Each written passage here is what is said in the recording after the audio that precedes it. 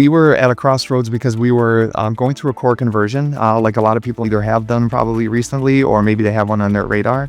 And so part of that core conversion, we had on our old core system, a traditional, IVR type telebanking solution. We were going to get a new solution when we moved to Scimitar with Jack Henry. But we had to decide if that was really the strategic solution going forward, or if we're going to go through that core conversion, is this the time to move to an AI type solution? So we had that fork in the road to consider. And as we were looking at that, then we were kind of investigating and talking to a lot of the peers about what to expect with go live and call volumes in terms of increases. And we were hearing, fairly consistently, expect like a 3x to 5x kind of increase in call volumes. So that was weighing on us as well. And how do we scale to handle that? We're a mid-sized credit union with a small call center, maybe 5-6, permanent staff members in the call center.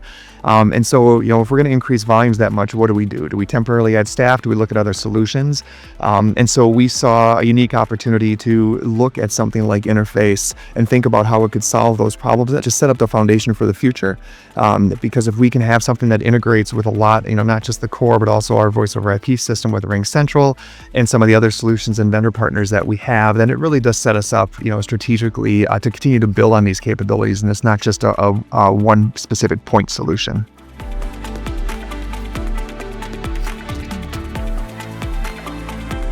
At the conversion, we were told by peers, expect 3 to 5 times call volume. We ended up with 10 times call volume. We were very, very thankful because our typical, 220 calls a day became 2,500 calls on a Monday when we went live. And so when that happened, the IVA picked up every single call, and basically handled like 43% of them on that very first day, where they did not get transferred, to the call center.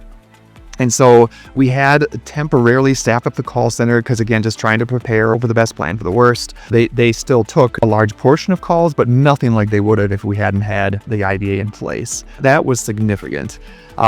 And in the first 5 days, we had 142 hours of IVA time where we're talking to members. So that was 3.5 people for 8 hours a day for 5 days straight. So it was pretty impactful for us to have this in front of the organization and to have it available 24/7, because especially during a core conversion go live and online banking go live, all these changes all at once. We felt really good about the initial use of the product and how it was received.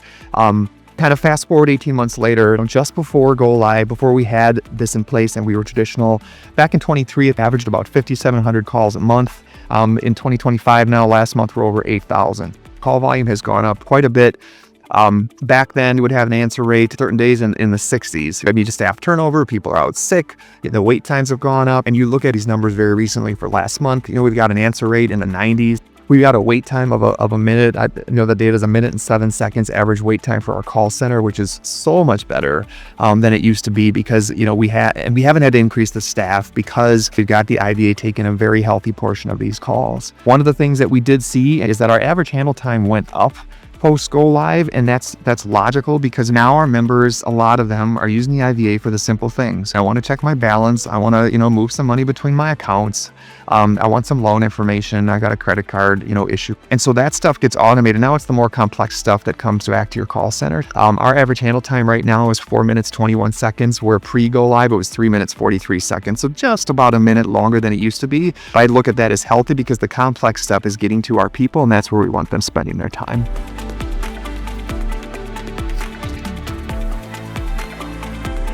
We started with a wide net, like a lot of folks do, going to different fintech forums like Ventures FinTech, looking at a lot of webinars, talking to a lot of peers, doing research, kind of come up with a basket of possible solutions to solve this problem.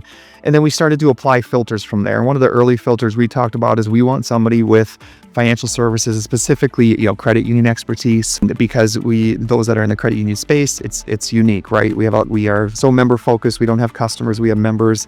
It means different things. And so we really wanted somebody who had a proven track record of success in that arena. We applied multiple filters: credit union focus, proven track record, experience integrating with our core and our VOIP system. So that just narrowed the list, further and further down fairly rapidly. So we ended up with a short list. And then we really kind of rolled up sleeves wasn't dug in, on that short list, that we were looking at. As we started to work with Interface, it was pretty obvious early on that they were really confident and comfortable, with our core and what we had there. We were impressed how quickly they got things up and running in a test environment. Even from a demo perspective, they could demo stuff awfully fast. We were more worried about the complexity, I think, than they were, because obviously we hadn't done it before. And just doing the demos, it was obvious that they had that experience. And in talking to, the reference customers and peers, there was a credit union in Wisconsin that was already a partner of Interface. They had a great experience with implementation, and it just kind of built on that confidence. So that was one of the things specific to our voice over IP system with Ring. This was a vendor that a lot of these AI vendors had not yet had a partnership with or done any types of integration with, so it was new. And that's a lesson too, is to understand, what level of existing integrations are there for the vendors that you have in-house, which one of them, would be brand new to any of these AI partners that you're considering, and just expect the new ones to take quite a while, right? Because you're plowing new ground. And even though Interface had done some work with Ring, how we wanted to set it up turned out to be a bit different with Ring. So we ended up plowing some new ground too. And it was no fault of Interface, no fault of Ring. We just figured out, hey, we wanted to work a bit differently. And so those become kind of long poles in the tent, if you will. So integrations are key. Having people with that experience and kind of a proven track record of those integrations can make things very smooth and save you a lot of time.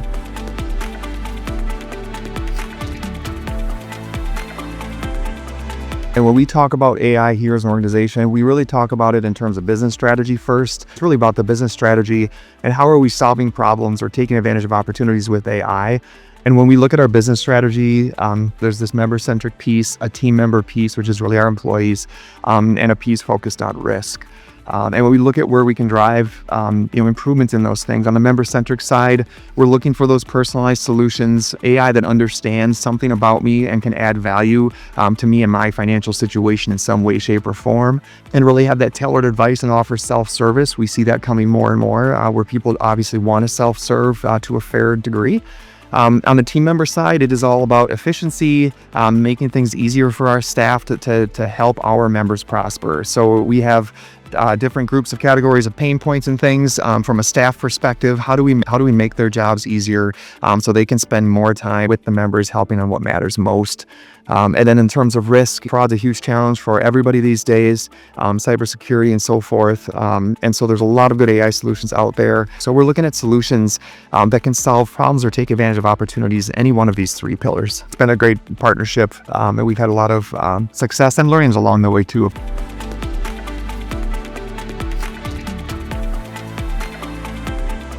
For the most part, the staff was pretty excited. This is back in 22. We started researching in 23, so AI was this kind of big newer thing for a lot of us, and understanding what that means, and seeing where there was capability and possibility to provide a much improved member experience. Again, kind of going back to our business strategy and the focus on the member. What does that look like? How is this going to help them? And when we looked at our call center, we had challenges like a lot of traditional call centers, in terms of answer rates and staffing and turnover. And we saw some potential for this to help alleviate some of that. So overall, there was a lot of excitement.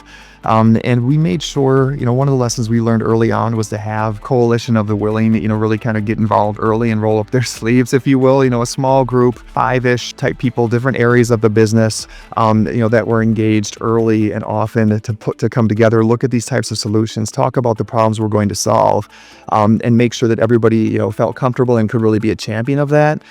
This couldn't be just a tech thing, couldn't be, just a cool AI type thing. It had to solve a business problem or problems. And we had to have multiple people from multiple areas championing this to be successful.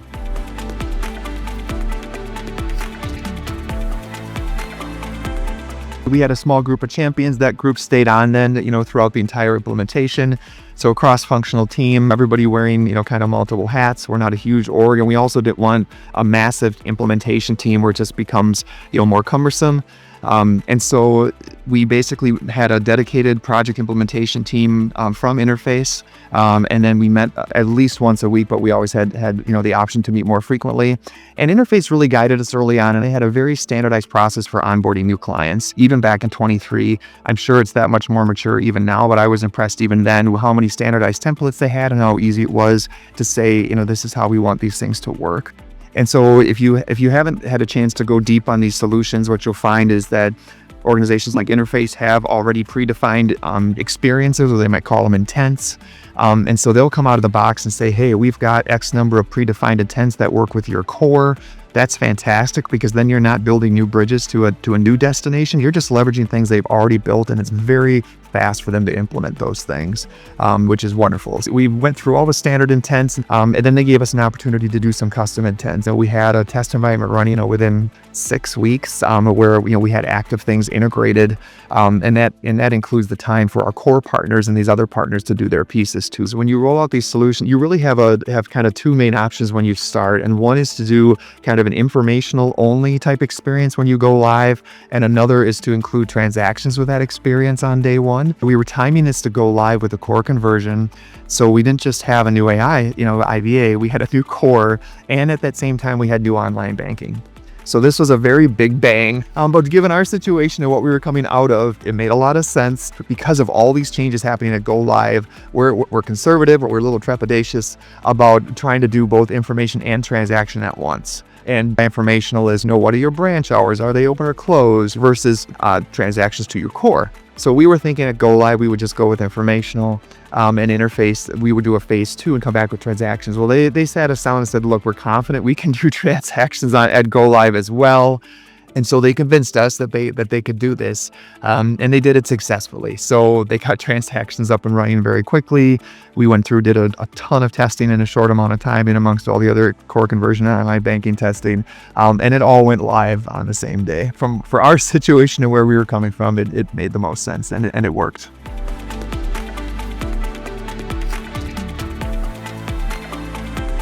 Couple different ways. One is talking to our call center manager and understanding what do we have for dispositions there, what's making it through, and from that list, what are those things that shouldn't make it through, because we can really turn it into an experience or an intent.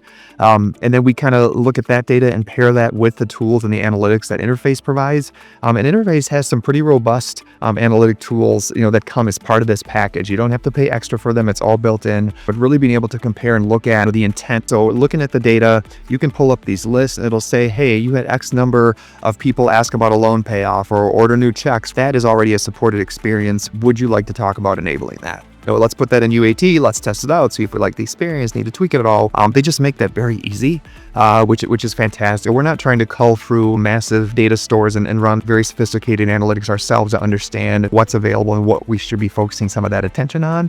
And another thing we do then was we tie it also to other things that are happening in the business. Let's say we've got another system change coming out, or we want to run a campaign, refinance. We can leverage the system very easily, working with our partners in Interface, to put in a new intent, a new experience, a new kind of brand campaign, to take advantage of what's going on, from a seasonal perspective. And so it offers a lot of flexibility that way, and we're still finding new kind of creative ways to use that.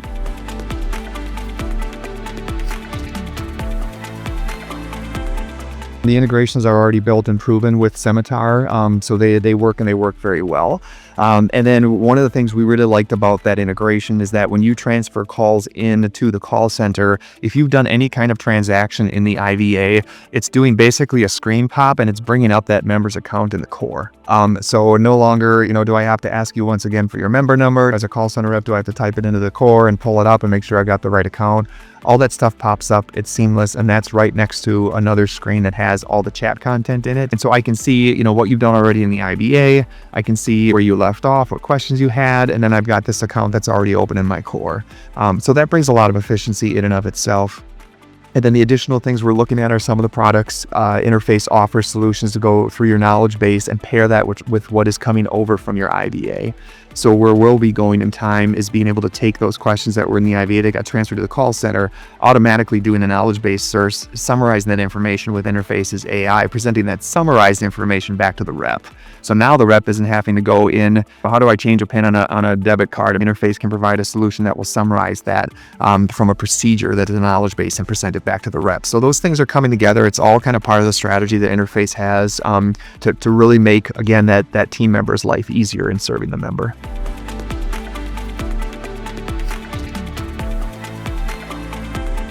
One is start with the business problem or the business opportunity you're going after and get alignment on that.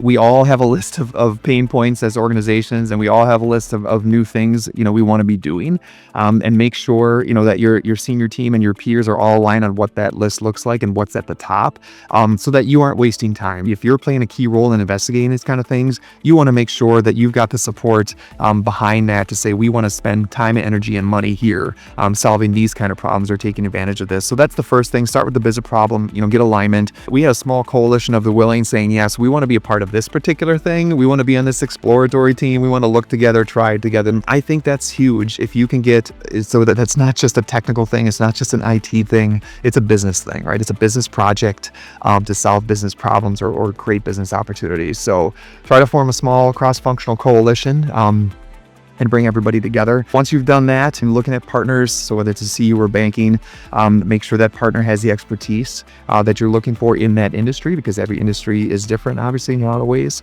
And then the integrations are big. So if you've got unique solutions or things that not every vendor partner has, you definitely should put some weight on that a certain partner has experience with a certain core or a certain online banking system or a certain VoIP system, just because it can save you an awful lot of time in implementation and dealing with, first of a kind type problems. You don't have to plow any new ground that way.